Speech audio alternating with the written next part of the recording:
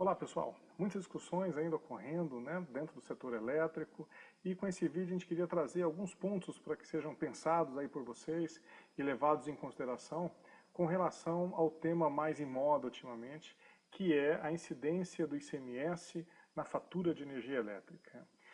Com relação ao entendimento de que não há elementos circulando quando se fala, na tarifa de uso do sistema de transmissão, ou TUST, e a tarifa de uso do sistema de distribuição, TUSD, isto está, pelo nosso entendimento, praticamente pacificado aí pelo STJ, apoiado em farta documentação disponibilizada pela ANEEL com relação à estrutura tarifária e composição da tarifa de energia elétrica. E esse entendimento nós também corroboramos de maneira muito clara e bastante segura. Não há nenhum elemento circulando com relação a esses dois componentes que compõem a tarifa, de energia elétrica. Então, do ponto de vista legal, entendemos que seja algo praticamente consolidado, com pouca margem para discussão, sendo essa então uma nova realidade. Infelizmente, ainda não de maneira unânime, a partir de uma iniciativa própria dos estados, mas ainda decorrente de questionamentos e ações na justiça. Entretanto, gostaríamos de alertar para a questão da quantificação desses valores. Nós temos observado algumas planilhas que andam circulando aí pela internet, algumas inclusive sendo vendidas, e que trazem no seu cálculo conceitos bastante equivocados com relação a dois aspectos. Primeiro, a nova base de cálculo para a incidência desse imposto, excluindo aí os elementos da TUSD e da TUST, e também com relação à maneira como esse tributo é calculado.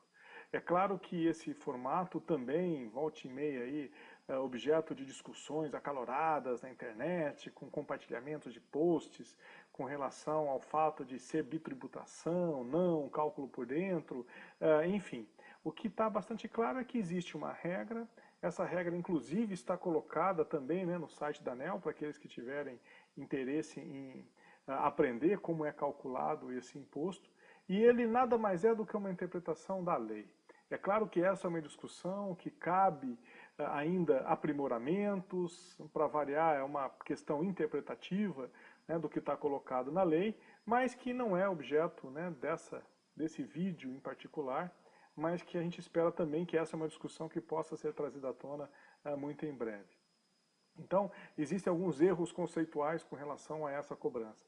E esses erros, tanto de quantificação quanto de forma de aplicação, acabam sendo onerosas para o consumidor, porque tem planilhas que apuram valores aí que chegam a ser até 50% menores do que aquele que nós entendemos como sendo o correto, em função do nosso conhecimento com relação à estrutura tarifária e composição da tarifa. É claro que, apesar de ser um cálculo relativamente simples para se fazer, ele requer algum conhecimento da estrutura tarifária e da composição da tarifa para que possa ser feito da maneira correta.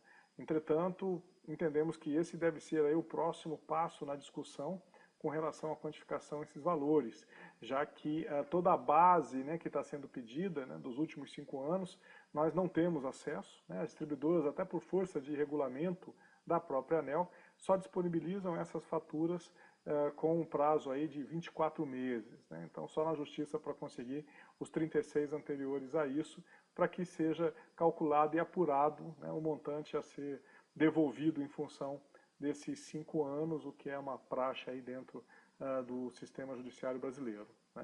Então, cuidado com relação a essas planilhas que estão circulando.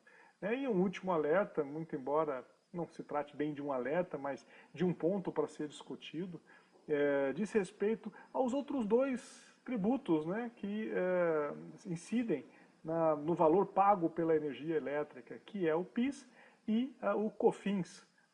Pela maneira como é calculado, esses dois tributos federais, eles também sofrem modificações. Porém, são valores relativamente pequenos. E como será feito isso? Será que a União vai devolver? Será que caberia algum outro tipo de ação? Porque indevidos eles também foram. A gente consegue comprovar isso com relativa facilidade no cálculo. O que vai acontecer com esses dois tributos? Alguém já tem alguma ideia e sabe? Bom, esses eram os pontos, né, que nós gostaríamos de alertá-los e trazer para a discussão. Não se esqueçam de deixar os seus comentários, né, colocarem as suas dúvidas também, para que a gente possa ir esclarecendo, trazendo os outros, né, agentes aí para a discussão e dessa forma aumentar esse conhecimento e minimizar um pouco essa assimetria de informação tão característica, né, do ambiente regulado da prestação de serviço de fornecimento de energia elétrica aqui no país. Mais uma vez, obrigado a todos então e até o próximo vídeo.